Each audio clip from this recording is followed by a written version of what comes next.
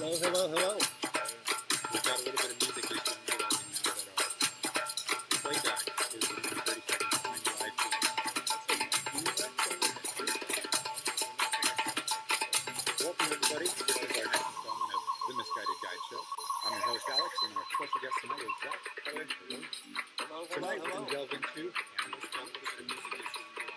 if you've been following along the series, we've been trying to break down each of these old books, and really that's becoming the main show. We're just going to break down the old children's books from some long ago decades. Like I'm thinking, yes, how crazy is that? Like Coburn, I think so. Like medieval series. At any rate, tonight we're going to be jumping into Animals Do the Strangest Things. Before we do so, I just want to invite you all to consider the elephants. Later in the episode, we're going to be talking about the Coburn guide. If you've followed our content up to recently, we had an episode in July where we talked about the Coburn guide fences. We interviewed Dr. Niall McCann about what was going on with that. And later in tonight's show, we're going to address you in regard to the fact that there's some new updates, there's new data suggesting that we finally have answered what was going on. I'm really excited. I don't know about you. I'm always excited. Good. Consistently excited. That's a great level to have an episode. I mean, it's like a roller coaster. I think I need to see you from that.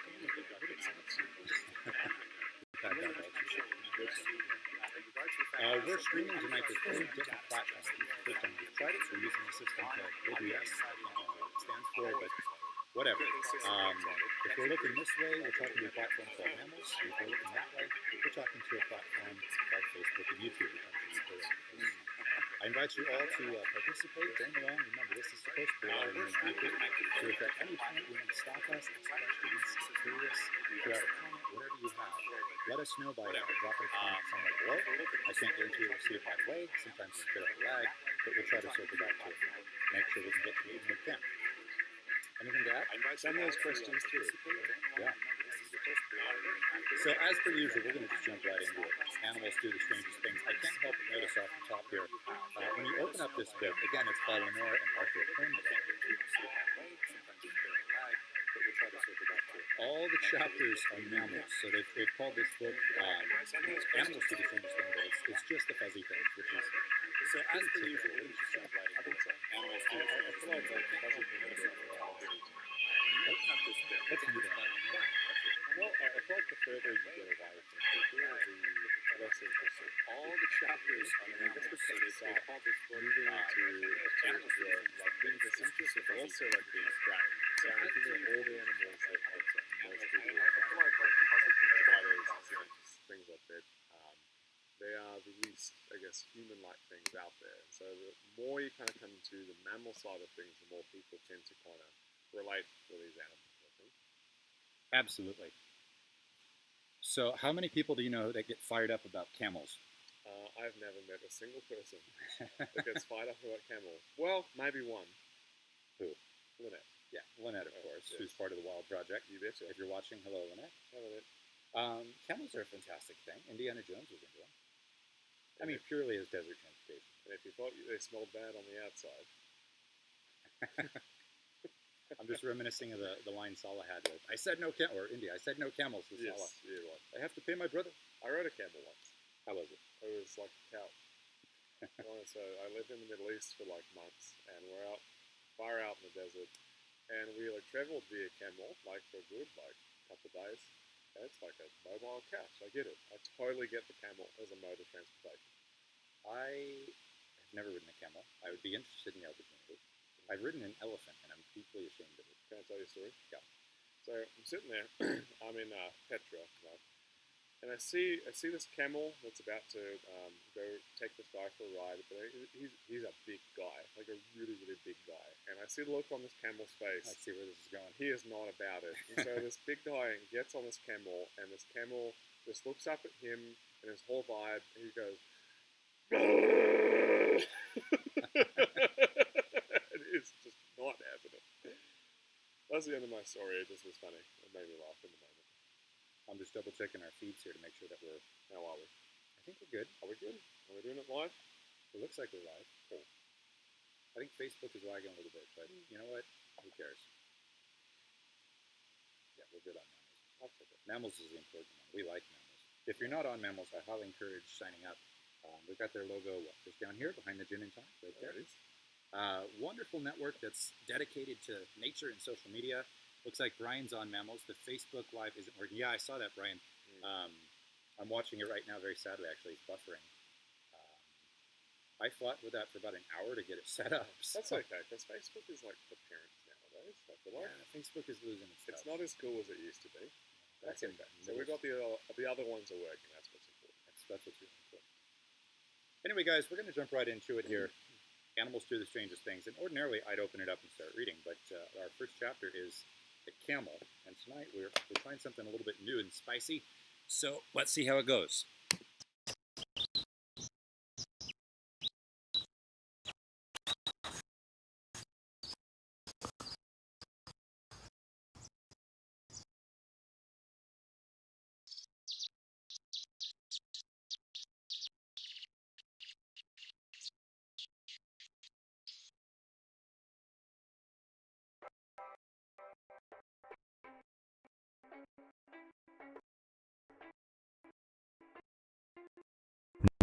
Never thirsty.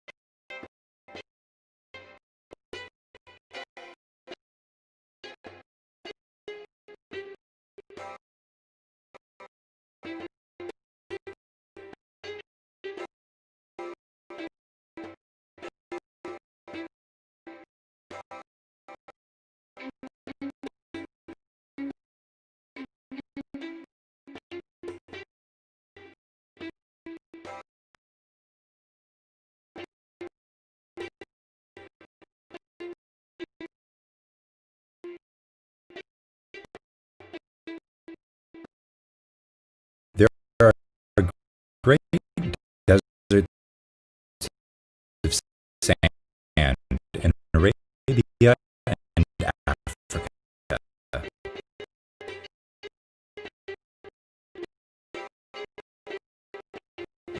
They are hot and dry. Water holes are far apart. Men could not get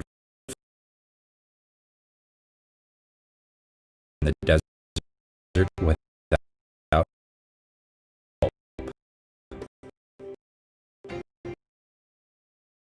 They have help of the camel.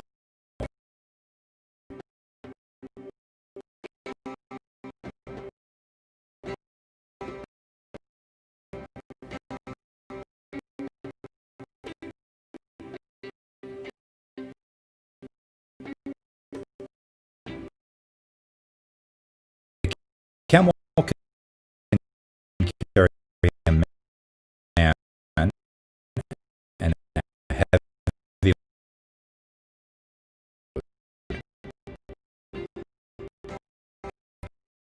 camel does not mind.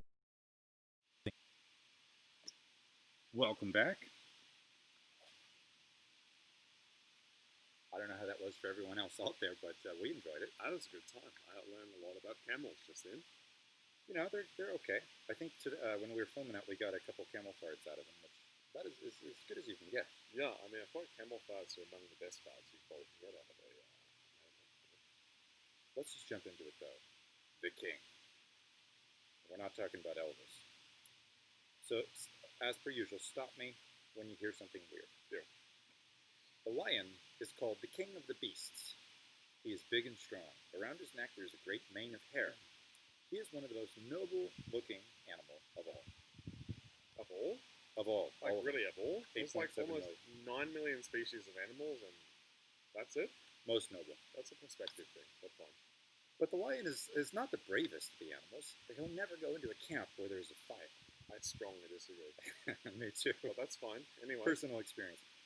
And he runs from anything that flaps in the wind. Like that, what, like laundry? Yeah. Like hanging out to dry? Like no! Tent flap. Flaps in the wind. Oh, no. That's his kryptonite. Giraffe tail. When in doubt, if you're in the bush and you see a lion, just flap something in the wind and it'll run away. And the noble lion lets his wife do most of the work. He's got a wife? Yeah, he does. I think the operative word is wives. Wives. He's Mormon. He's from Utah. Yeah. He does help her in one way. He roars. His roar scares other animals. They run away from the lion. They run right toward the lionesses. The lion waits until she does the killing. Then he joins her for dinner. Just eats everything. So the problem with this is, so like lions live in what's called an egalitarian society. So there really isn't like a king lion or a queen lion. It's like everyone's on the same playing field with each other. And so I think it's kind of a misconception that females do all of the hunting and the male just kind of shows up. I think that's kind of a Mutual of Omaha perspective. It is a little bit. Also Lion King, you know. Any of you guys ever see that old Mutual of Omaha series? Oh my goodness, that every time I watch it just floors me with what they're up to. And I feel like we can leave the kings and queens to the hyenas, I think. now, the lion is quite an incredible animal, in my opinion. And we got like 4 paragraphs on it. I'll just show you quickly that image. Here we are on both monitors. And then we're going to jump immediately to giraffes. So I have to do this separately here. Left turn. This is the saddest looking giraffe I have ever seen in my entire life. And I've seen a giraffe in the wild that looked like it needed to die immediately. I remember. That made me laugh very hard. We were on safari and we looked out and he had a skin disease where they get these kind of, how do you call them, crusty, burly things all around their spots. Yeah, just like cysts. It's super gross. And then you said, this poor fellow was covered in them. There was no evidence it was a giraffe. It was just all cysts. And I said, that giraffe needs to die now. Needs to be eaten alive immediately. We weren't lucky enough to see that, but gives me a reason to go back. Tallest on Earth. Some animals are pretty. Ooh, where are we going with this? Others are ugly. But the giraffe is just fantastic. That was I've seen many pretty giraffes. That was misleading. What are you talking about? Giraffes have very long, thin legs. They have very, very long necks. Yes, they do. They do have very long necks. Yeah. Giraffes are the tallest living animals in the world. You know what has a longer neck than a giraffe? Do they know? What do you guys think? This is Dora the Explorer now. We could sit here for about a minute and see if we get any feedback. Right. Do you know what has the longest neck in the world? Is it a sea otter? Is it a Teddy Roosevelt? Teddy Roosevelt? Is it a gorilla? A bonobo? I'm An ape ape? for bonobos. I would vote blue whale. Which I think is somewhere in this book. We'll find him eventually. Okay. Thanks to his long neck and his long legs, the giraffe can see everything around him. And he can keep a sharp eye out for his enemies. His enemies are the lions and the leopards and the animals we never talk about, like hyenas or painted dogs. You guys go on safari. Use the giraffe. They will help you find other animals.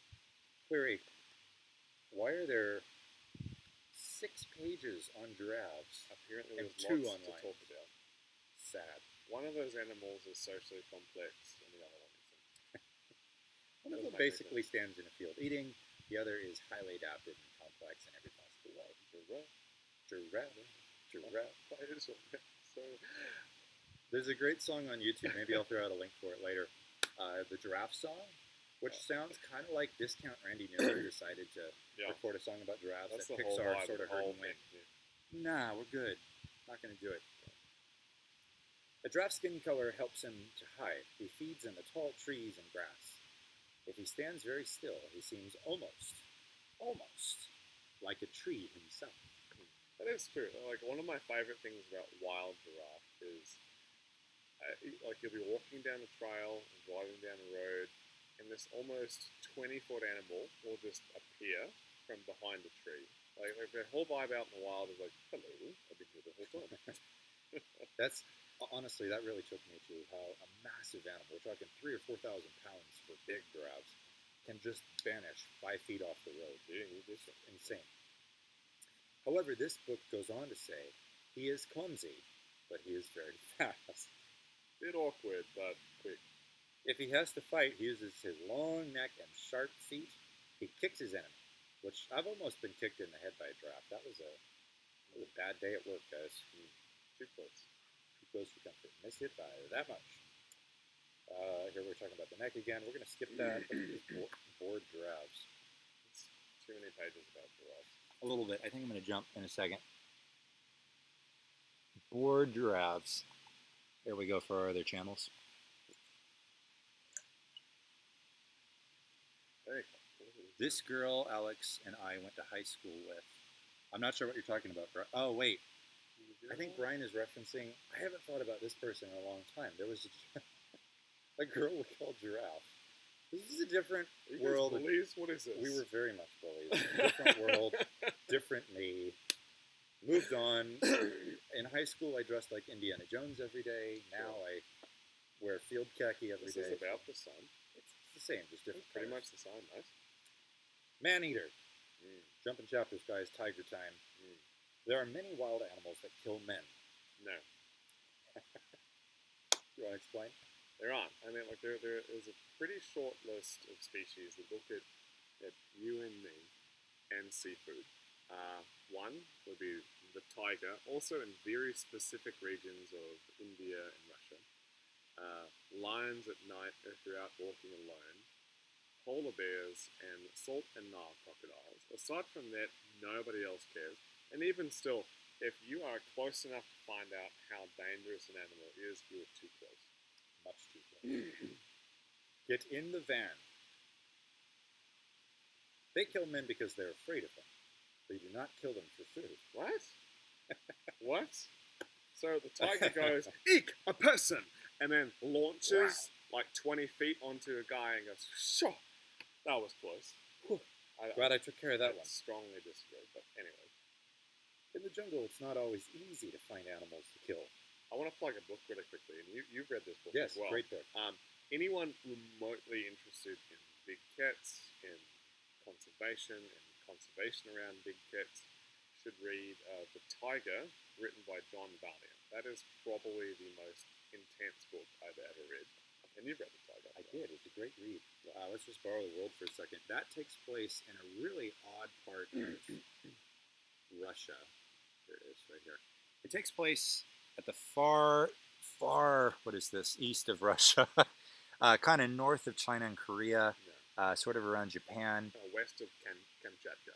It's an area that really most people have never heard of, and geographically is difficult to describe because it's like where several different biomes and landscapes meet together. It's weird. You have kind of tundras meeting with kind of quasi-rainforest. It's a boreal rainforest. It's bizarre, yeah. Listen, guys, imagine a place where you see tigers and leopards hanging out with North American wildlife like wolves and bears, and it's an area where you get like kind of pine forest transitioning into like Asian rainforest. It's a neat place. Go to Primoria, check it out. Primoria, let's plan it. As soon as the pandemic's over. But in the jungle, it's not always easy to find animals to kill. Then a tiger might kill a man for food. Wait, what did he just say? They do not kill them for food. They do not like the way people taste. And then? But in the jungle, it is not always easy to find animals to kill. Then a tiger may kill a man for food. Huh. So this is like if I go to a restaurant, I'm looking at a menu, and I'm like, all of this is garbage, but I'm hungry, so this. Not all tigers are man-eaters. Truth. We talked about it. We talked about it. Very specific reason. Often man-eaters are old tigers, or they may be tigers that have been sick or hurt. Yeah. They find they are not as strong as they once were. They cannot kill. Why? So far, all we're talking about is tigers killing people. I'm really troubled by the perception people have of animals because it's been spoon-fed to us through books like this or old kind of antiquated TV programming that sort of told us, look at the big and scary. But, I mean, we did 2 pages on lions, 6 pages on giraffes. And so far, the 2 paragraphs we've read about tigers are all about tigers killing people. So, pause. So, actually, excuse me, 3 paragraphs. The prior book that I had recommended is essentially about the man-eating tiger, paralleled by the story of tiger conservation in Russia. Now, the counter to this book would be a newer book released by Paul Rosalie. It's called The Girl and the Tiger. And essentially, that story looks at what he is talking about now. It goes, why does the tiger have to be the bad guy? And so it's more or less about tiger conservation in Russia. It's very, very good. Everyone should check out The Girl and the Tiger. I'll just check in with our stream because it looks like we're still going. Yeah, we're good. Yeah. Excellent. I'm always nervous about it cutting out and we're just talking about stuff. So, perfect. Beautiful. Also, just 2 pages on tigers, 2 pages on lions, 6 on giraffes. So we're going to jump from tigers killing people to the happy ones. Sea otters. Oh, yes. So, those of you who keep up with our content a while ago, like a year ago, we went out to Fort Ross on the California coast, which just survived a big fire, the Myers Fire, thankfully. And I'd gone out there intending to do kind of a coastal road trip. I want to go from Fort Ross to, I think, Monterey, talking about colonialism and its impacts on the environment, on old landscapes, things like sea otters being heavily impacted by Russian settlement on the coast. And ultimately, when we went out there, like we did a little bit of it, but I think we realized it was too big of a project to jump into at that time. So check out on our YouTube page. There's a clip called Keystone Species with Charles C. Otter. Here he is. And at the time, I figured, all right, we'll just do a setup here. I'll be on a bench. We'll have Jeff, another Wild Project member, manning the puppet. So he was under the bench with this puppet like sticking up over, so he's next to me. And then Zach was running camera, and I said, can you just voice the puppet for now? And in post, I'm going to dub in maybe a more appropriate voice. Right. Because you're from Australia, which sea otters are not from Australia, not even a little bit. And if you've never met Mr. Charles C. Otter, here he is. And he might sit on a bench and speak to you just like this. It was so funny. I decided let's just keep it. Why not? One of my favorite bits is like, so you post the video and like a lot of the comments were like, I like how the sea otter is Australian, and I'm like, well, this is why. So yeah, it works. Sometimes go with the esoteric. I think it's better. Sea otters. The waters where the sea otters live is cold. There are big waves, but the sea otters don't mind. They love to play in the waves. They chase each other. They race. They dive for shellfish. When an otter comes up, he doesn't just bring the shellfish. He brings a flat rock, too, which you covered. Yeah, what does he do? So in the vein of Charles C. Otter, what I do is I sit with my friends, and when I'm ready to go down and get a clam, I swim on down to the bottom of the ocean, and I grab a rock, and I swim straight on up, and I float on my stomach, and I go ahead and I smash it with a rock, and obliterate the clam, and eat it alive. I like that. I think that one of the park interpreters walked by and was like, what the hell What are is these this? kids doing? What is that? You all know what a sea otter is. Let's just skip past that to the living radar. Bats. Everybody forgets that there is there's several flying mammals, but why are people afraid of bats? Because they aren't birds, because people are afraid of rats, and nobody likes a rat that can fly. But everybody loves Batman. But Batman is an attractive billionaire that happens to be a superhero. I'm just thinking of, God, who's that comedian who does Batman, you know? I'm so bad at celebrity names because I don't care enough to keep up with them. But it's like, I'm a man. And a man. Oh, wait, who is that? Right? I don't know. It's so familiar. Whoever you are, if you're watching, if you could let us know, like, via the comments, that'd be super great. Yeah, that'd be great. But, like a lot of people say bats are flying rats, which is not true, like, not even a little bit. I mean, bats are totally separate, and they're small. The only thing that they have in common is that they are small and hairy. That's kind of about where that lives. Now, bats are probably the most diverse group of mammals on the planet, next to rodents. There's like 1,600 different species of bat that you might find globally. I was going to queue up a clip of Indiana Jones and the Temple of Doom, but I didn't want to deal with the copyright issue. Fair. Where they're on the elephants and Willie goes, "What are those?" And Indy goes, "Those are giant vampire bats." What? Yeah. What? They're flying foxes. Yeah, totally. Like, low-key, like a vampire bat's like this big, they're small. So in Indiana Jones, like they're shooting like Indian flying foxes, I think. So it's hard to tell. So they're either Indian flying foxes or they got the footage from Australia and they're grey-headed flying foxes. But in any case, they're both mega bats, right? So slightly off topic, but because I'm a huge Indie nerd, when they went to make that film, they had to send ahead to the Indian government, be like, "Yeah, this is the movie we're going to make in your country. Is that okay? There's some great areas to shoot. It takes place in India." And the Indian government read the script and then wrote back and was like, "What is this? You're basically making fun of us." Yeah. No, Maharaja. What are you talking about? Right. Ouch. My favorite is at the end of the film when the Kalima guy, whatever his name is, the priest falls into the water, right, and is eaten alive by alligators. They're alligators. Thank you, Hollywood. There's a number of crocodilian species they could have used that live in India, but American alligators. Go with it. Indian film. Because they shot that back in the United States. Right. Actually, this is how much I know about this film. They shot that scene in a parking lot. They did, yes. They had the Army Corps of Engineers build that bridge, and that bridge was really sound. I guess when Harrison got to set, I mean, the bridge looked sketchy, and Spielberg was like, "Yeah, you want to go take a look at the bridge?" Harrison was like, "Yeah." And he walked up and just ran across it full speed, because that's who he is. But all that was done in a parking lot, which is the magic of Hollywood for you. So funny. With blue and green screen.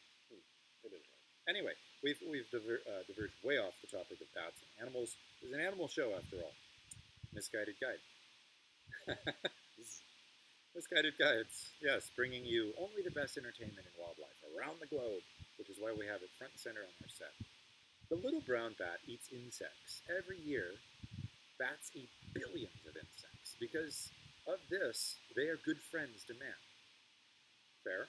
That's like the first positive thing this book has said. Well done, Lenore and Arthur Hornblow. I wonder if Lenore and Arthur are watching. I doubt it, but there is a slim chance their son, who they credited the book to, what's his name? We should get him on the show.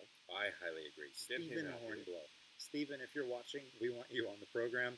We'll pull up a chair in the back here. You can sit behind the globe. It's going to be great. I'm sorry, we're critiquing the work of your parents. Your parents are wonderful people. I appreciate that they were trying to get kids involved in animals, but the whole point of this is we're questioning the language and the information and trying to assess where we've come. So on that note, bats sleep in dark caves or lonely barns.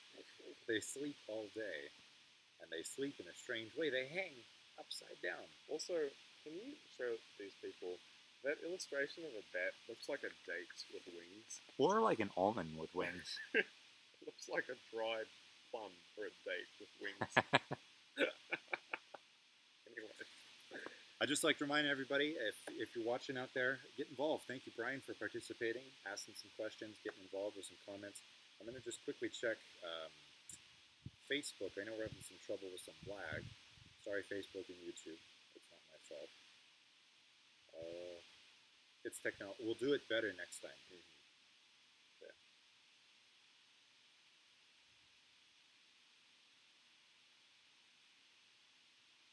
One comment. See, it's still going live. It's just lagging. Perfect. Cool. What's that? Darn, your video's frozen, but audio is okay. Okay. Hey, Carol, how you doing? That's Thank all you that for matters. watching. Just listen up, man. I'm hoping that at the end of this, it's going to save it, and it'll buffer it all through, and then I can post it as just a video on Facebook and YouTube. That'd be really super. But this is the first time I've streamed using this software on there. So if you're still watching, Carol, I appreciate you putting up with the lag, but listening along. It looks all right this side. There's a bit of a lag. You can see the buffer thing. Yeah. And there's I think a 30-second latency. But Mammal seems to be plugging right along. Let's quickly double check. Mammals? Where's Instagram? I'm not on Instagram. Instagram turned out to be kind of boring. Fair. Playing Dead, opossum. We're going to skip that because we all know what an opossum is. The biggest ever. I'm super excited for this. Because look at this photo. Drawing. Is that a gap-toothed whale?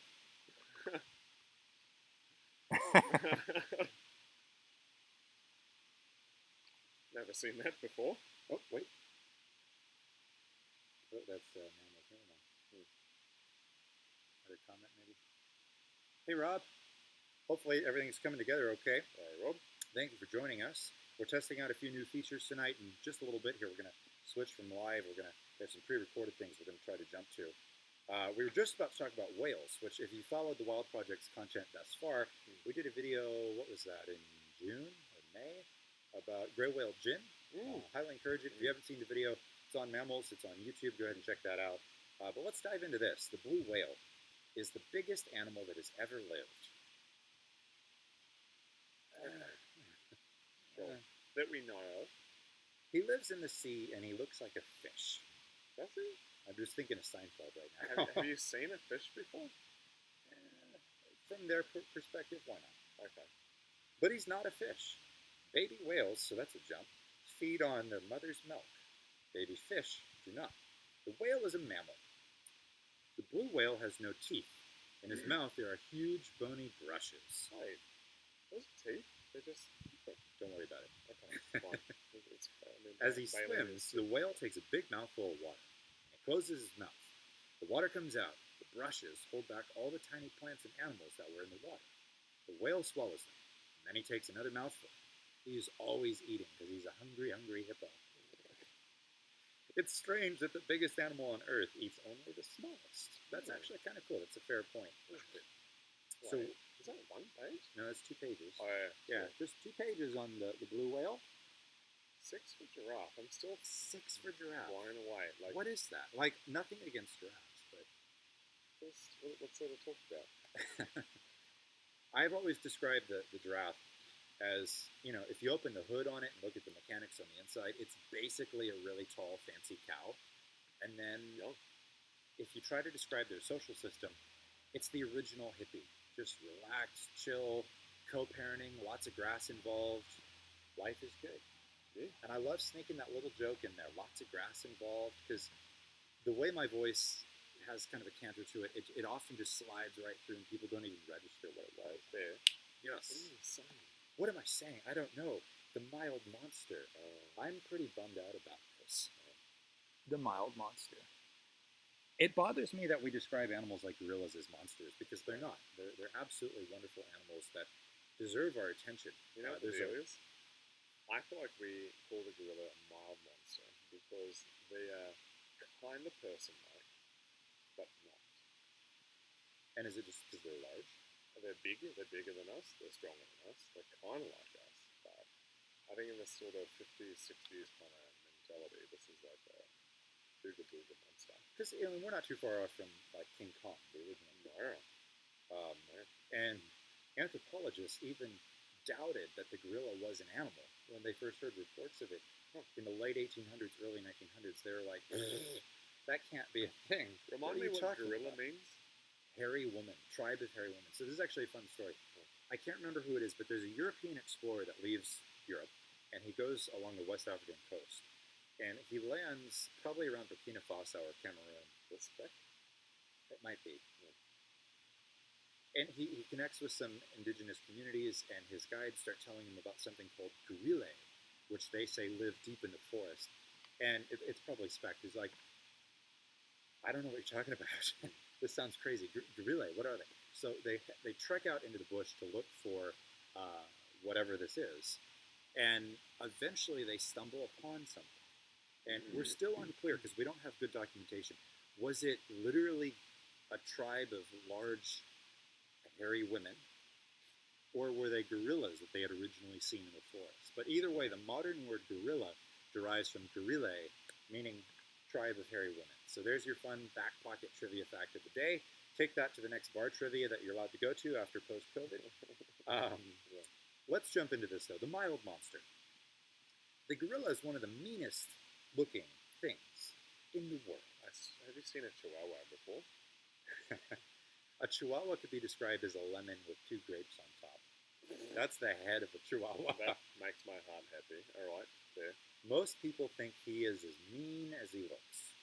This is because most people see him only in the zoo. I'm glad they put that in. In a zoo, the gorilla is very unhappy, and we know this because they gave us a drawing featuring the gorilla looking out from behind bars.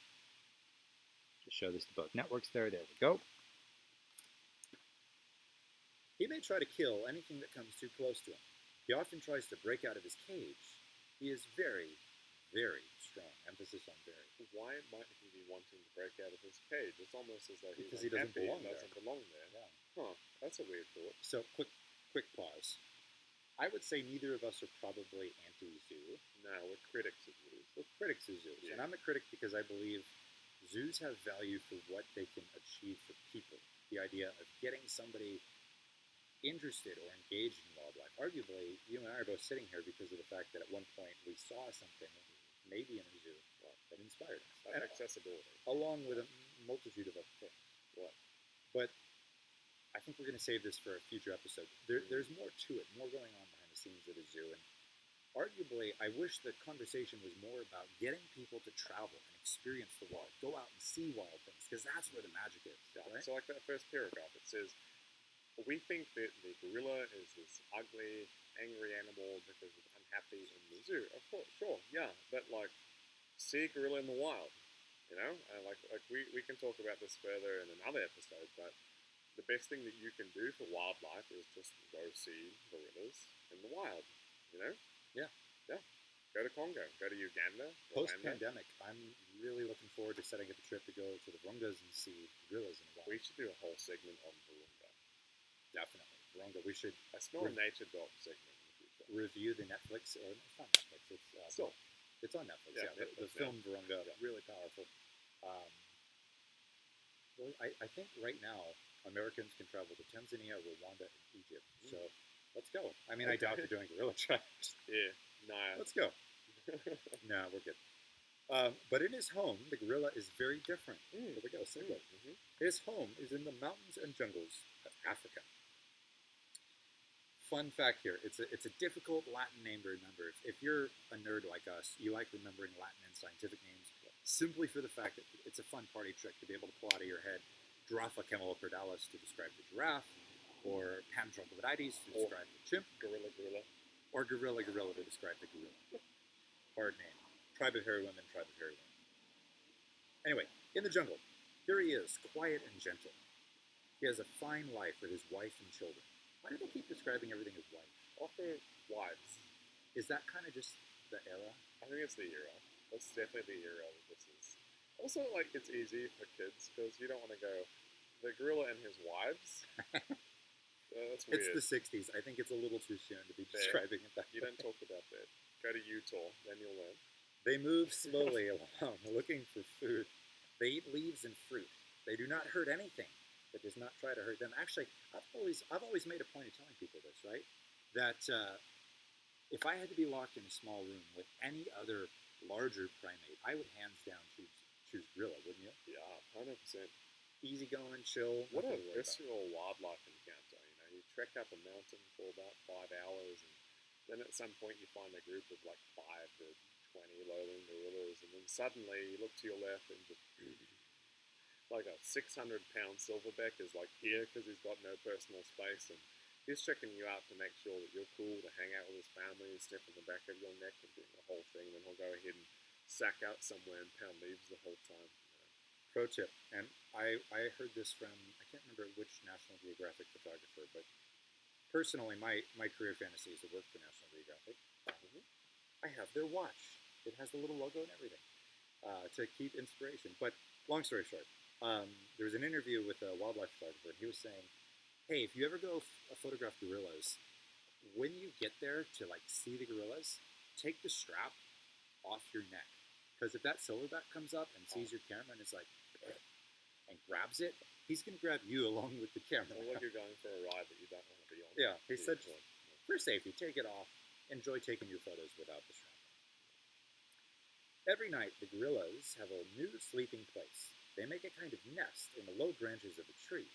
The mother and children sleep there. The father stays on the ground. He sleeps at the foot of the tree. From there, he can keep his wife and children safe. And I just want to illustrate this. What a wonderful little drawing they've given you. Whoop, there we go. Family up in the tree, dad down below. Are those gorillas breaking? A little bit. Don't worry about it. Okay. He looks a bit like Homer Simpson. Trying to keep track of pages here. We've had 4 on gorillas. Oh, hold on, 6 on gorillas. Oh, cool. The gorilla's life is not always quiet. Sometimes the father gorilla does a very strange thing. In a way, it's a kind of dance. First, he makes a soft hooting noise. Play the father. Okay, keep going. First, he makes a soft hooting noise. Then he picks up a leaf and holds it in his lips, and he stands high up on the back legs, and he hoots faster. Is that real? Keep going. He throws leaves in the air. He hits his great chest so hard the noise can be heard far away, and he kicks one leg in the air. He runs sideways. He rips leaves and branches off trees. Then, to end it all, he hits the ground with his mighty hand. No one knows why the father gorilla does this. Keep in mind, this is pre-Diane Fossey out there with the gorilla. It's pre-Jane Goodall, really. I mean, she was just barely heading out when this book was published. That's kind of crazy. I hadn't considered that till just now. Yeah, what? So this is all conjecture at this point. Yeah. I met Jane Goodall last year for the first time. We were at that conference together. What a thrill that was, because she is the single nicest human being I've ever met. But for me, personally, I'm really comfortable in field clothes all the time, and it's kind of coincidence and kind of deliberate. The famous photo of Jane on that Rio cover, she was wearing a green field shirt and tan shorts. And I kind of have adopted this as my colors just because they're comfortable, I enjoy them, but also to pay homage to Jane Goodall as a fellow anthropologist. So I went to this conference, how would you describe that conference? I would describe it as a gathering of the conservation community and an opportunity for us to come out of the woods and actually talk to each other.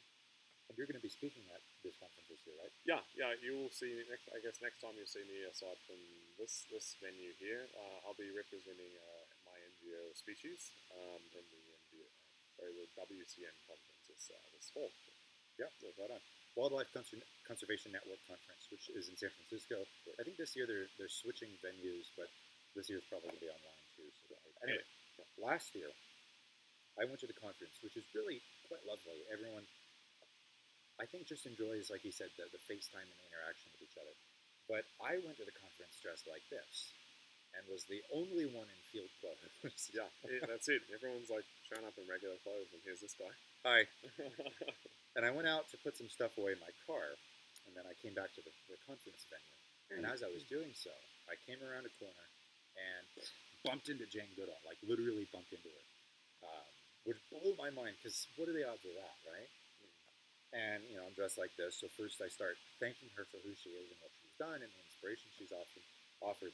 But then I couldn't help myself. I said, "I'm really sorry that I stole your look." And she kind of looked me up and down, and I think she got what I meant. And she went, "Oh, that's quite all right." The nicest human being on the planet. I also like how you looked at 85-year-old conservation hero Jane Goodall, and that was the first thing that you went to say. It's not the first thing. It's one of the first Fair. things. Got it. Okay, fair. Got it. I'm hoping to pick up her mantle and keep running with it. Okay, I think that's the end of gorillas. Let's jump to elephants. Yeah. Now, we've both seen elephants in the wild. Yes. Yeah. It is the most magical experience of your entire life. I'm hoping that once the pandemic's over, I'll be able to travel much more frequently in Africa, and my goal is to stream I want to do an episode of Misguided Guide from the middle of Kruger National Park. Let's get it going.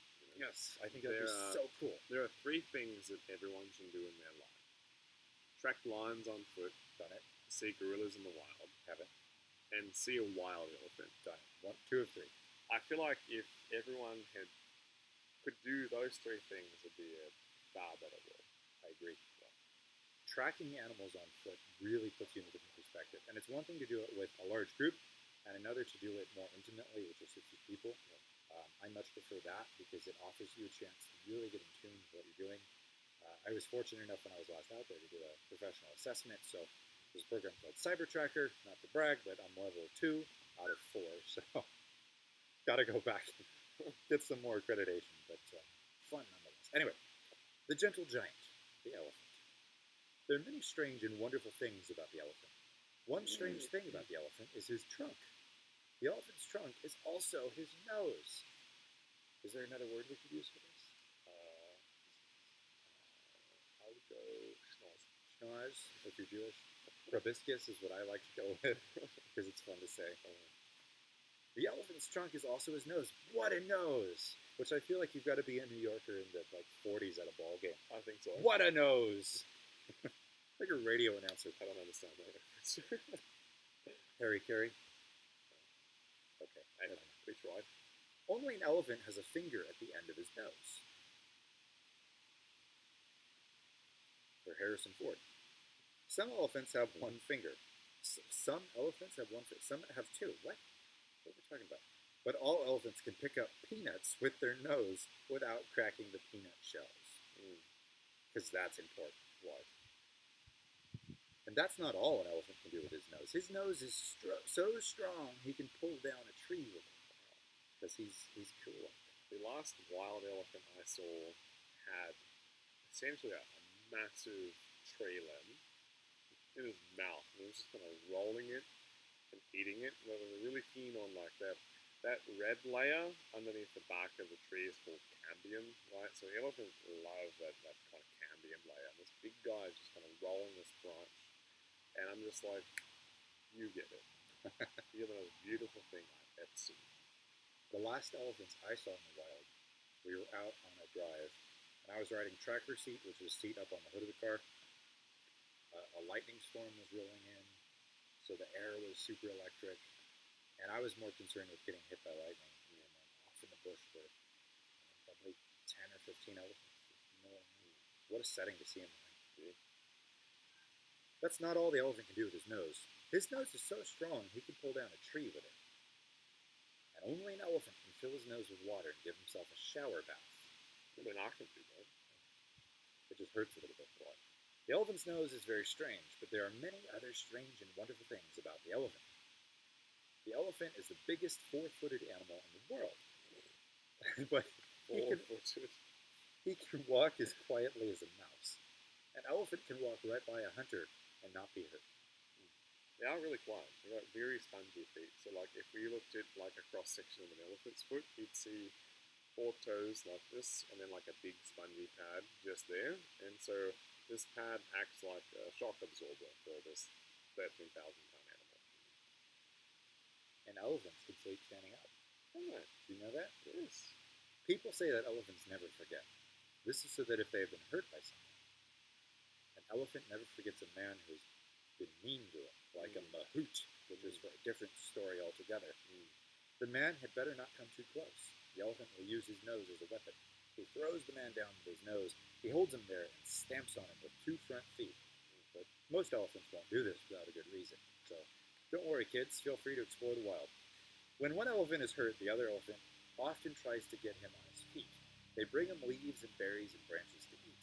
They take care of him until he's well again. Elephants are kind to each other. They're kind to people, too. People are nice to the elephant.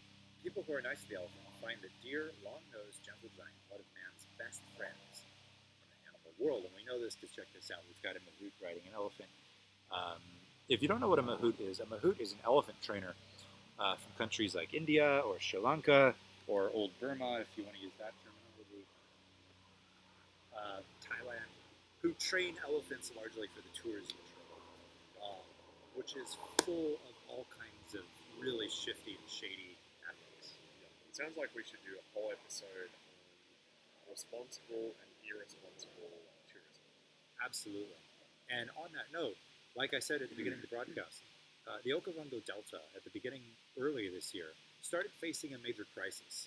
Elephants were dying in huge numbers all across the Delta, but mainly in the Saranga Pan, which is kind of in the northwest section. And at first, nobody knew why. It is worth pointing out that in June of 2019, Botswana, which is where the Okavango is, tried to open up illegal hunting of elephants, which they can do within their border. That's one thing. But what they wanted to do was open up the hunting and then exploitation of elephant goods. So if you hunted an animal, you could take it back with you. And this has to go to an international body called CITES, the Conference on the International Trade of Endangered Species. And CITES said no. That was August 2019. Nope, won't do it. You can allow hunting, but anything has to remain within the borders of your country. Hey, Pam, thanks for joining. Glad you're here. Good to see you. So suddenly, in March of 2020, elephants began dying in large numbers all across the Okavango. And no one knew why. First reports showed up in mid-April. We had just all these ellies passing away. And finally, by late May, early June, reports were coming out to publications like The Guardian, which were saying, there's a problem going on in Botswana, and we don't understand it. So I reached out to Dr. Niall McCann of the National Park Rescue, which is a nonprofit out of England, and he granted me an interview. I was able to chat with him via Zoom. Really cool opportunity. But I took that and I made a video out of it and tried to address what was going on. Don't worry, Pam. Glad you're here now. So you made it. That's what counts. Folks on Facebook and YouTube, a little bit quiet. Feel free to comment. Join us in our conversation. We're about to jump over it. I wanted to show you guys all that segment that we had done on the Okavango mystery. When you take a moment and think about it, elephants and humans actually have quite a lot of things in common. Both of our species live this kind of overly complicated social lifestyle where we spend the majority of our time loving, protecting, and nurturing family. We take great lengths to teach our young the skills they need to survive in the world around them, and we all do best when we support one another. And as it turns out, we're both suffering pandemics. The first reports just came from a few scattered deaths of elephants in March, and back in March there were still a few tourists on the ground. Damn. Can 2020 get any worse? It feels like somebody left on an episode of Twilight Zone. Tourist guides have been spotting a few elephants dying and been unsure why they were dying. Normally it's dead obvious that if it's anthrax or if they've been shot, you can tell that basically straight away, whereas everyone's just a little bit perplexed. All right, let's put some of these pieces together.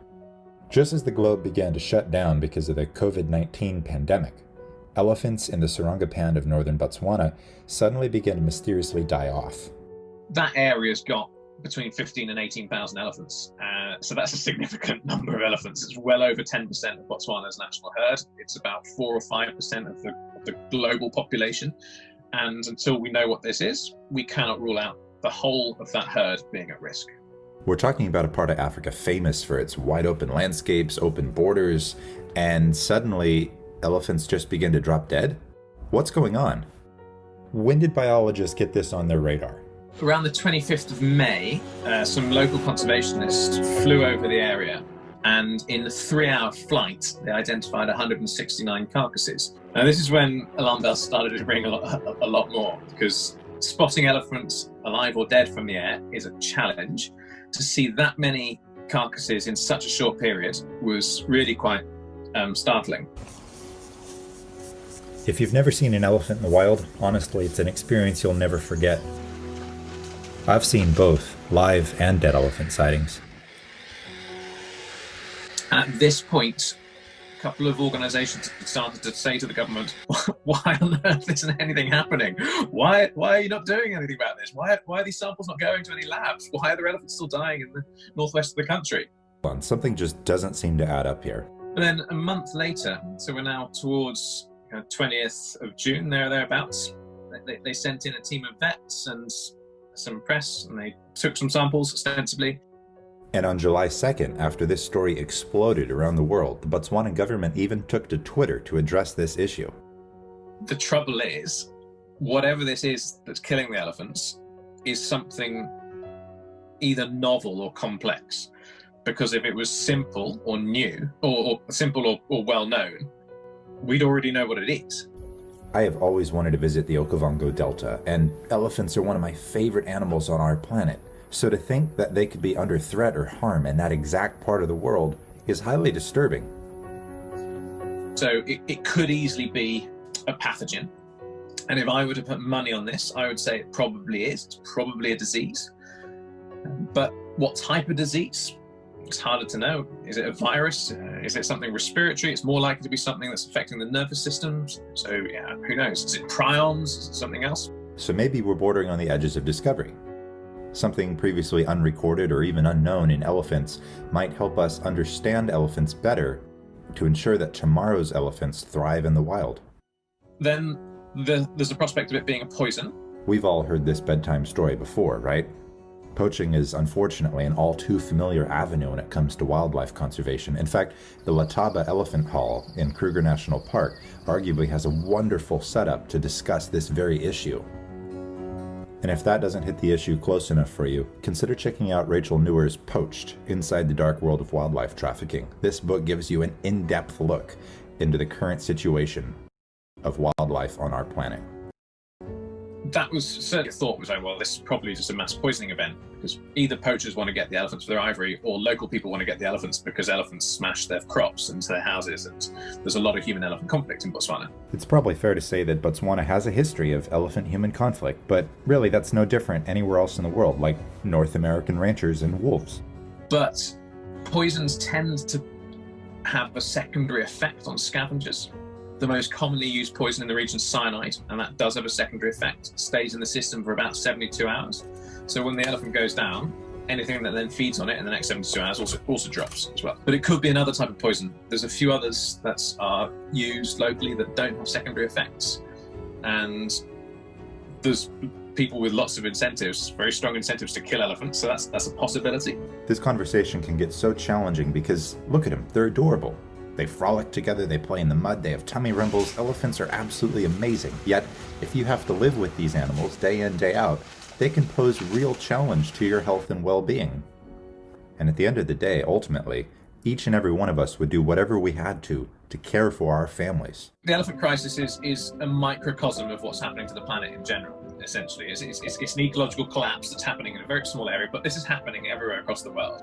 And the reasons are the same. It's humanity's impact on the planet. Conservation matters to everybody. When the Amazon burns, everyone's affected. Our oxygen gets less for everybody. Partially what COVID-19 has done, it's demonstrated to the world that a conservation problem in China affects us all. Because COVID-19 came from a breakdown of conservation in Wuhan. And if that hadn't happened, we wouldn't all be locked in our houses. Look, I get it. It feels like every direction you turn these days, there's a new issue demanding your attention. But really, the solution to all these doesn't have to be complicated. There's so many little actions that you can take. The easiest thing we can all do So eat a little bit less meat. Just have sausage 1 time fewer a week. In fact, you'll feel better for it. Voting is an incredibly important thing to do. And so, my fellow Americans, ask not what your country can do for you, ask what you can do for your country. Vote with your feet. So visit natural places, go to national parks, make them seem valuable to the types of people that make decisions about funding national parks. Because people care about national parks, people want to go there. We find ourselves here in this wonderful bush oasis. Zach on camera. And if you would pan to the left here, tourists are inescapable, even if you're in the middle of nowhere. I will never ever forget the first time I saw elephants in the wild.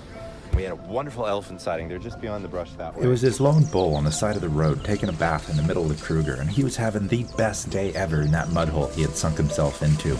I remember somewhere in the middle of the sighting this very visceral moment of, "You're not in Kansas anymore, Dorothy, this is for real," kind of shot through my whole body and changed me. For me, the most important thing that we should all do, spend time in nature. Today we celebrate our world's wet resources. Here it comes. Elephant poo. Come check this out. Get in nice and tight, Jeff. They've recently announced that over half of global GDP is either moderately or highly dependent on nature.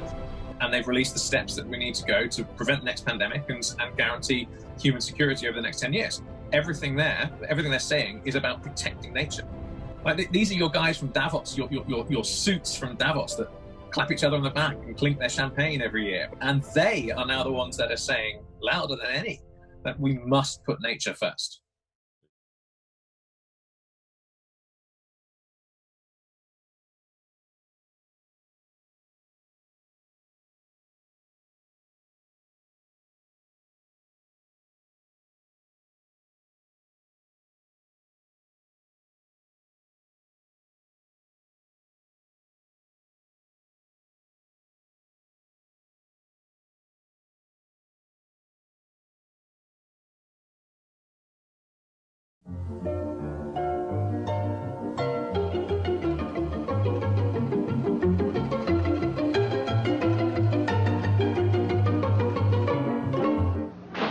Check out the wildlife I've got captured here in my room, in my illustrated wildlife treasury. Hey, rhinoceros, it says here you sleep standing up and you only eat at night. This monkey holds his long nose up when he eats, and a duck-billed platypus has feet like a duck but is furry. They're all in my wildlife treasury. There are over 1,200 animal cards in all, with more than 200 dinosaur cards. Call now and we'll send you the first set of 24 cards on approval for $2.99. You'll also get this collector's case free, and 2 sets of cards free, and this tiger iron-on free. If you like everything, you get 3 sets of cards about every 4 weeks at the same low price. Hey, Jungle Jimmy, more wildlife treasury cards just came. Great! We could cancel after the next shipment. But we won't, will we, Mom? Call now to start your wildlife treasury. Welcome back, everybody. Great easy payments of $2.99 can be yours. I was looking around at stuff this week, and I thought, we're going to just run old ads about wildlife as frequently as we can, because why not? It fits with our theme of old books. Now, I am pleased to report that just in the last few days, there's been an update on the Okavango situation. They now believe fairly certainly that toxic algae blooms are probably to blame. And when I interviewed Dr. McCann, he suggested that that could be ruled out, at least at the time, because it didn't make sense. They thought that if algae blooms were to blame, they should be impacting abundant wildlife in the region, not just elephants. Right. But that's what my head did. In June and July, this is where this gets a little weird from my perspective. Maybe you have some thoughts on this. Botswana said, okay, fine, we're going to send some research teams out to study what's going on. And they took samples from multiple elephants that were deceased in the field. I should point out, though, they didn't allow any outside researchers to show up because of COVID. So that's why I'm kind of like, okay, but is that really impartial? At any rate, those teams collected samples, and they sent those to labs across the world. South Africa got some, Canada, US, England, I think France. maybe Germany. I'm probably wrong, but I feel like maybe Germany. And those labs have now returned conclusively similar results, which suggests that toxic algae blooms are to blame. Okay, noted. And their thought is that somehow or another this is specifically targeting elephants, that maybe for an unknown variable, elephants are prone to impact from these blooms. It is worth pointing out that the water had been fairly stagnant. When we were in South Africa back in January, there was fairly decent rain. That was good. Yeah. That was good rain. Off and on for quite a while. Good rains there. And I'm unfamiliar with, as of January, February, if the rains dissipated, because we were there January and February. But, after that, in March, April, May, maybe the rain slowed down. I think so. Maybe the water just sat around and got a bit stagnant. I'm not sure. Let me double check. Yeah, Pam, I thought vintage commercials might be kind of fun to throw in. I hope I'm not messing around with any copyright issue, but I figure those are made to be distributed anyway. So we're doing them a service, and if you can, I feel like that commercial hasn't seen the light of day since probably the 80s when it first came out. I'm looking for like a 1960s like National Geographic ad. I haven't found one yet. And then you found it and you dusted it off. You're like, hello, and it's like, oh, hello, Alex. Yes, use me. Kaylee, I see toxic algae and temps. I'm not sure what you mean by temps, but the reports I've been reading, temperatures is what I'm assuming. The reports I've read that were just released this week all kind of said the same thing, that they think there's been pools of stagnant water. Keep in mind that this region of Africa went into autumn and then winter, so it's not particularly hot, but it's, warm. It's Africa. It's Africa. It's 70s at least, 80s. Yeah. They just think that there's been a buildup of some kind of toxic algae. I expect we're going to know more about this maybe in a month or two. Personally, I still haven't ruled out the suspicious narrative that you have a specific area of Africa, the Sarongapan of the Okavango, where the minister of that area was quoted directly as saying that what we have here is a, quote, elephant problem, and the only solution is the reduction of elephant herds. That's a direct quote you can look up in multiple articles. It's weird to me that after somebody says that, you fast forward a few months to a point where tourism is shut down, and suddenly elephants begin dying in the exact same part of Africa. I'm getting a little conspiracy theory and awkward here, but I'm waiting at least a few more months to try to find some more conclusive results. Worth another look. Climate related, very likely, Caleb. I think across the globe, like here where we are in Northern California, we're seeing forests like I live in this wonderful forest here, drying out faster. The overgrown. The climate is wreaking more havoc on them, so they're burning more frequently and a lot hotter. In this region, we just had, two large fires, one of which is still burning. Fortunately, the smoke is gone at this point. Climate is, by all measure, a very impactful mechanism in wildlife. Do you have any thoughts on that? Generally speaking, the first habitats to be affected by climate change are going to be deserts and reef systems. Both of those are very specific. Just ignore the dog. Nobody asked you. Are very sensitive, so like if you're looking at deserts that rely on very specific amounts of rainfall. Nobody asked you! Very specific amounts of rainfall to come through for those little bits of plant vegetation to function, and those bits of rain become less and less and less. Desert environments get hit. Reefs, like in Australia, there's so much coral bleaching in the east side out in the GBR, the Great Barrier Reef, that, you move up that thermometer like a degree and suddenly you've got whole reef systems falling apart. So wildlife really, really, really gets impacted quite a bit by global warming. And it's worth pointing out that when this book first came out, the EPA wasn't even a thing. I'm trying to remember that this came out during Kennedy's presidency. Actually, this one's 64, so I think he had just been assassinated. We were on was it Ford? No. You were here, I don't know. I wasn't here. My dad was here. You're from 1945, dude. That's fair. Yeah. What do you mean you weren't Johnson. here? Johnson. That's right. See, I knew that. Then it's in there somewhere. Why? So our understanding of man's impact on the environment was so adolescent at that point, right? Yeah, I think so. I think what is this? This is verging into a David Attenborough quote that I like a lot. It says, "Never before have we understood our impact on the planet, but also never before have we had the ability to do something about it." Right. And Kaylee, what bird is talking to us? It's actually my neighbor's dog, and we have some neighbors running around. So don't worry about it. We'll just pretend it's some kind of exotic, crazy bird. Canis familiaris, don't worry. Rob White here, 63. Thank you. Yes, I remember that because my dad was born in 63. So that's weirdly how I remember when Kennedy was assassinated, November of 63. No, you were there. Yeah, and the joke amongst all my friends is that I was born in 1945 because I've got the demeanor of like the super old man. Yeah, like take like a 26-year-old, 27-year-old from 1945, pluck him out of time, and plop him in 2020 September. Hello, There he is. Captain America. You betcha. Yeah.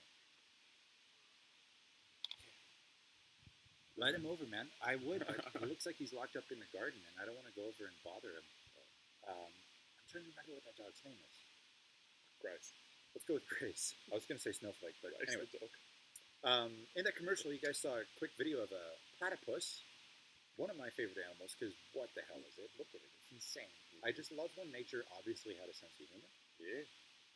I think in a future episode of Misguided Guide, we're going to do folk tales from around the world. I'd be really keen to do some African folk tales because I use them all the time when I'm guiding groups. Fair. Also, Australian folk tales, like Aboriginal folk tales. I know of a few about the platypus, and I think they're just fine. I also know a few good ones about raccoons for no reason at all. At the first zoo I was at, we had to do a lot of programs called campfire programs where we would pull folks out, we'd do a night tour of the zoo, and then we would do like campfire stories. See, Rob agrees. Thank you. Yeah, well, I don't think it's a bad thing. I own it. I think it's a great aesthetic. You know, just sort of. You're like Tigger. There can only be one. I'm going to own it. That 1940s kind of vintage look. You are the only one. Anyway, let's dive it back into our book here. The Platypus. Future vintage. So meta. Absolutely. Yeah, dude. The riddle. Let's get nice and tight on that for a second.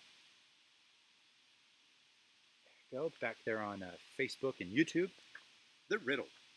When the duck-billed platypus was first found, no one could believe it was real. The platypus has a bill like a bird's, and it lays eggs. I'm just picturing Attenborough's voice in my head right now. But it's not a bird. The platypus has sharp spurs on his legs. There's poison in these spurs. I feel like that should be read in more of a Western voice. There's poison in them there spurs. Yeah, you bet. We can just keep going with it. It can kill a small animal. It can hurt a person very badly. Back your root and toot the fingers. We're going to Australia. Many snakes have poison. False, right? We covered this last week in reptiles to the Venom, but we won't get into it. People mistake that all the time. Also, I just want to take a quick point to point out the idea that people misuse biological words constantly, and if you're someone like us who professionally talk about wildlife all the time and biology all the time, it bothers us like a lot. Like one of my favorite examples is camouflage and hiding. So let's just give a quick example, and I don't think I'm going to be able to demonstrate. Actually, maybe you camouflage. Here, I'm going to give you an example. This is hiding. As you can see, I am now hiding, as I am completely obstructed from view. Let me just give you an example of camouflage.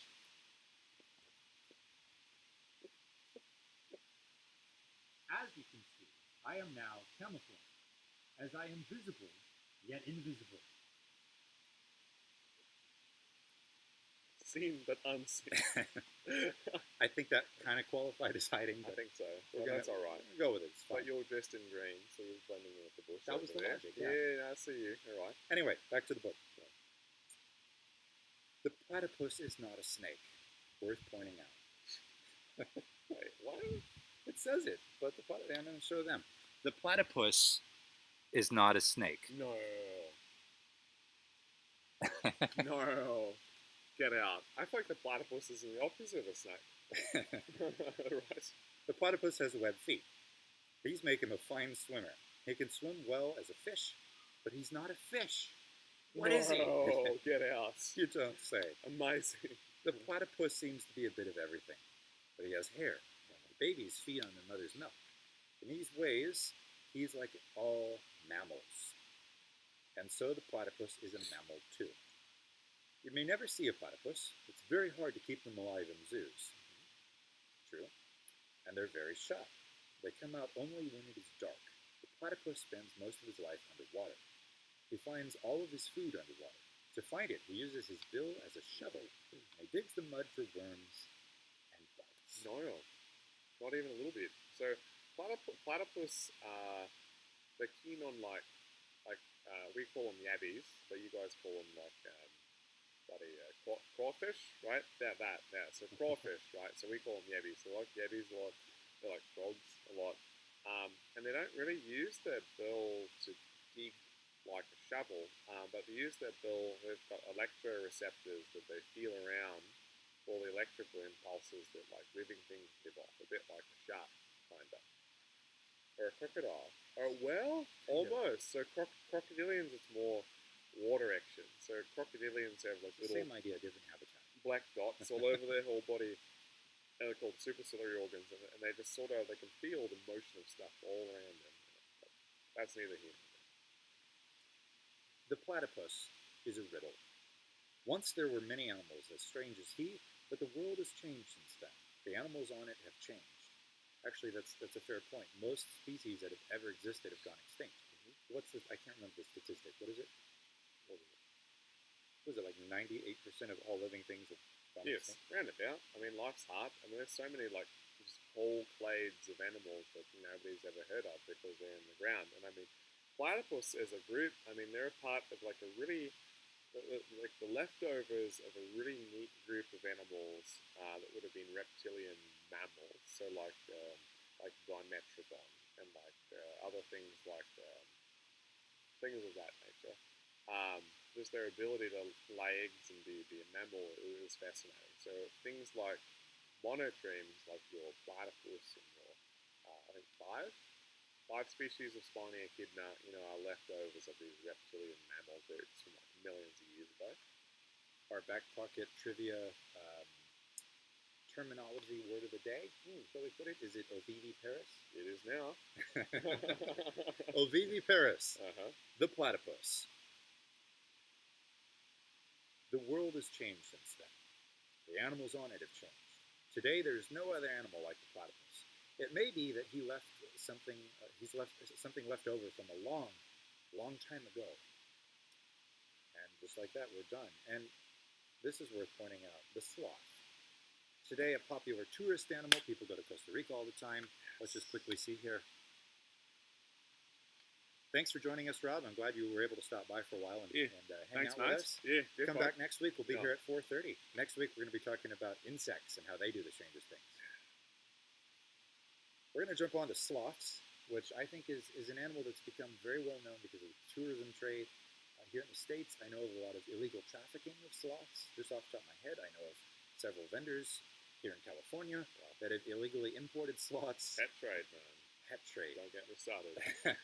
We don't have time because we're running close. Yeah, but I think we should do a future episode just on the pet trade. You betcha. Absolutely. Yeah. That's a large. Just watch me rage into the camera. On that thought, though, upside down the sloth. Sloths live in trees. They hang from branches by their long legs. They eat like that.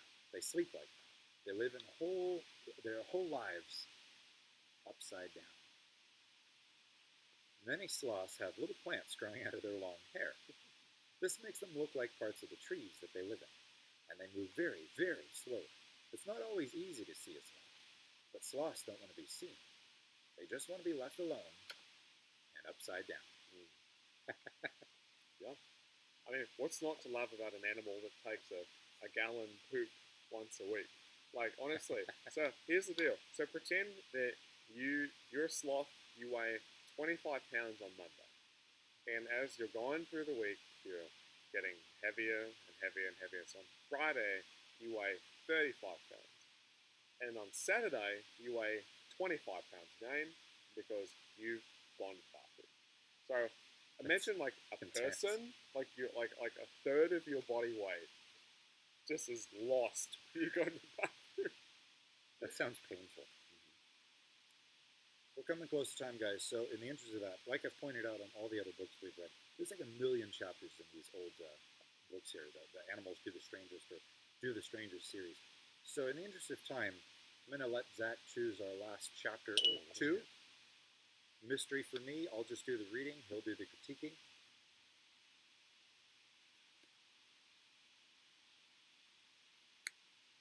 Here's a good one.